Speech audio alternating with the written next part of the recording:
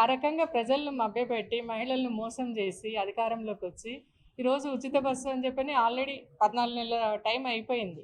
గడిచిపోయిన తర్వాత ఈరోజు ఏదో తూచా మంత్రంగా ఈ ఆగస్టు 15 నుంచి ఉచిత బస్సును అమలు చేస్తామని చెప్పని ప్రకటించినారు. ఉచిత బస్సు అంటే మరి మనం స్టేట్లో ఎక్కడికి వెళ్ళినా కూడా ఏ ప్రాంతానికి వెళ్ళినా కూడా ఉచితంగా మహిళలు తిరగగలిగేలాగా ఉండాలి.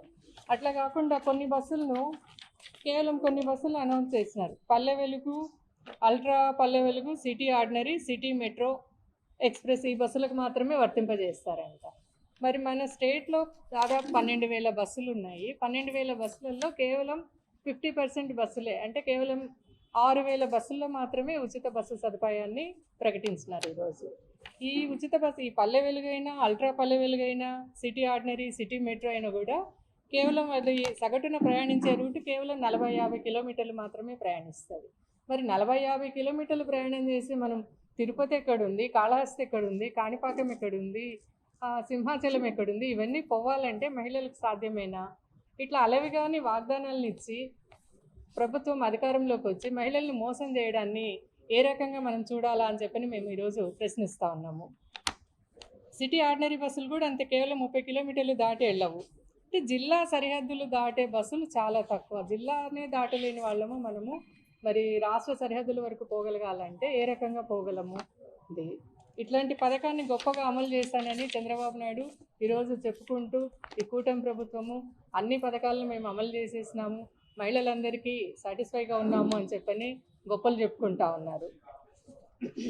వాస్తవంగా మరి మనం రాష్ట్ర వ్యాప్తంగా ఒక చోటు నుంచి ఇంకో చోటు పోవాలని చెప్తే ఇంద్రా బస్సులు, గరుడ, అమరావతి, అల్ట్రా డీలక్స్, వెన్నెల ఈ బస్సులు ఉన్నాయి. వీటిల్లోకి మరి మహిళలను ఎక్కడానికి అవకాశం ఉంటుందా? వీటిని ఉచితంగా ఇవ్వగలుగుతారా? మహిళలకు ఎక్కే అవకాశం ఉంటుందా? కేవలం పేద మహిళలను మభ్యపెట్టడానికి అని చెప్పని కేవలం పేదవాళ్లకు ఇది అలవ్ లేకుండా ఈ పెద్ద బస్సులలో డబ్బులు పెట్టి కొనాలా, చిన్న బస్సులలో పల్లె వెలుగు ఈ బస్సులలో మాత్రమే అలవ్ చేస్తూ ఉన్నారు. ఇదంతా కూడా ప్రజలు, మహిళలు అందరూ గమనిస్తూ ఉన్నారు. మహిళలను ఈ రకంగానే కానీ ప్రతి ఒక్క రంగంలో కూడా మోసం చేస్తూనే ఉన్నాడు మరి చంద్రబాబు నాయుడు. మొన్నటికి మొన్న మనము మన జగనన్న ప్రభుత్వంలో ఇచ్చిన అమ్మఒడి పథకానికి దానికి పేరు మార్చి తల్లికి వందనం అని చెప్పినాడు. తల్లికి వందనం అని చెప్పి 30 లక్షల మంది విద్యార్థులకు తల్లికి వందనం రాకుండా చేస్తున్నారు. మరి లాస్ట్ ఇయర్కు ఈ ఇయర్కు కలిపి ఒక్కొక్క విద్యార్థికి సగటున రావాల్సింది 30,000 రూపాయలు అయితే దాంట్లో కేవలం 9,000, 8,000 మాత్రమే పడినాయి కొంతమంది తల్లులకు. అట్లా కూడా ఆ పథకానికి తల్లికి వందనం కాదు, తల్లికి పంగనామంలాగా ప్రతి ఒక్కరిని మోసం చేస్తున్నారు. స్త్రీ శక్తి పథకం అని చెప్పని మరి జగనన్న ప్రభుత్వంలో మహిళలకు తన కాళ్ళ మీద తను నిలబడేలాగా ప్రతి మహిళకు కూడా చేయూతనందించినారు. ఆ పథకాన్ని కూడా చంద్రబాబు నాయుడు గారు నీరుగార్చినారు. నెలకు 1,500 ఇస్తాను ప్రతి మహిళకు, 18 ఏళ్ళు దాటినా ప్రతి మహిళకు నెలకు 1,500 రూపాయలు ఇస్తానని చెప్పినారు. ఇంతవరకు ఆ పథకం గురించిన ఊసే లేదు. మరి డ్వాక్రా మహిళలకు 0 వడ్డీని రద్దు చేసినారు. అట్లాగే తల్లులకు అందరికీ అందే విద్యా దీవెన, వసతి దీవెన పథకాలను కూడా అమలు చేయకుండా బకాయి పెట్టినారు. ఆసరా, చేయూత, ఈబీసీ నేస్తం, కాపు నేస్తం ఇలా మహిళలకు తోడుగా ఉండే పథకాలన్నిటిని కూడా రద్దు చేసిన ప్రభుత్వం ఏదయ్యా అంటే కూటమి ప్రభుత్వం. ఈ రకంగా అన్ని రకాలుగా మహిళలను మోసం చేసి వెన్నుపోటు పొడిచి చంద్రబాబు నాయుడు గారు ఈరోజు నేను సూపర్ 6 పథకాలను ప్రతి ఒక్కటి కూడా అమలు చేసినాను అని చెప్పని చంకలు కొట్టుకుంటున్నారు.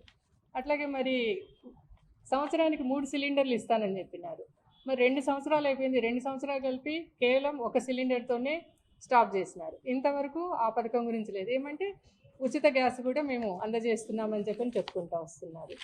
ఇవన్నీ ఒకటైతే ఈరోజు కొత్త మద్యం పాలసీని తీసుకొని వచ్చినారు. అంటే ఇది కూడా మహిళలకు సంబంధించింది కాబట్టి నేను మాట్లాడుతూ ఉన్నాను. మహిళలకు ఈరోజు రాష్ట్రంలో ఎక్కడా కానీ శాంతి భద్రతలు అనేది లేకుండా పోయింది. పట్టణాల్లో అయితేనేం, పల్లెలలో అయితేనేం మహిళలకు, చిన్నారులకు, బాలికలకు బయటికి వస్తే వాళ్ళకి ఎటువంటి రక్షణ లేకుండా పోతూ ఉంది. ఈరోజు మరి కొత్త మద్యం పాలసీని తీసుకొని వచ్చి ఆల్రెడీ అంతకుముందు మన జగనన్న ప్రభుత్వంలో రాష్ట్ర ప్రభుత్వమే మద్యం దుకాణాలను నడిపేది. అప్పుడు ఎటువంటి ఇది లేకుండా ఉండేది. మద్యం తీసుకున్న వాళ్ళు ఎవరైనా సరే ఆ బాటిల్ తీసుకుపోయి వాళ్ళ ఇంట్లోనో లేదా ఎక్కడైనా ప్రైవేట్ ప్రదేశంలో తాగిపోయేవాళ్ళు. ఈరోజు అట్లా కాదు. ప్రతి మద్యం దుకాణానికి బెల్ట్ షాపులను ఆల్రెడీ బెల్ట్ షాపులు ఇచ్చేసినారు. బెల్ట్ షాపులకు అదనంగా పర్మిట్ రూములను ఇస్తూ ఉన్నారు. మద్యం దుకాణాలలో టౌన్లలో సెంటర్లలో ఎక్కడ పడితే అక్కడ ఉన్నాయి, పల్లెలలో ఉన్నాయి.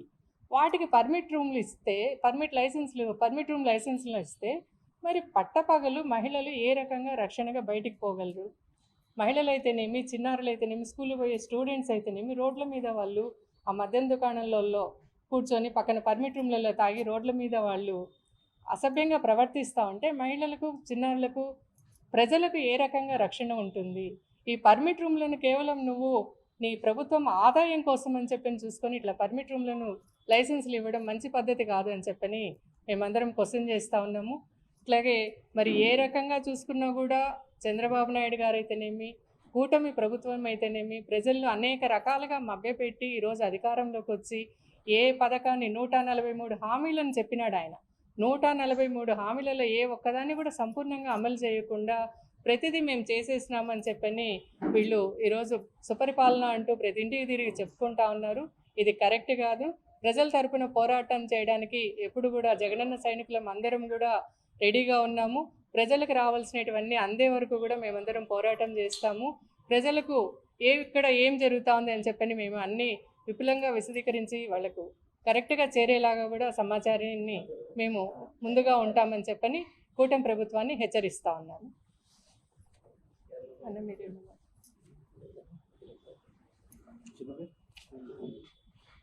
శకమ్మ దగ్గు చెప్పు చూపే అయ్యో అంతేనా.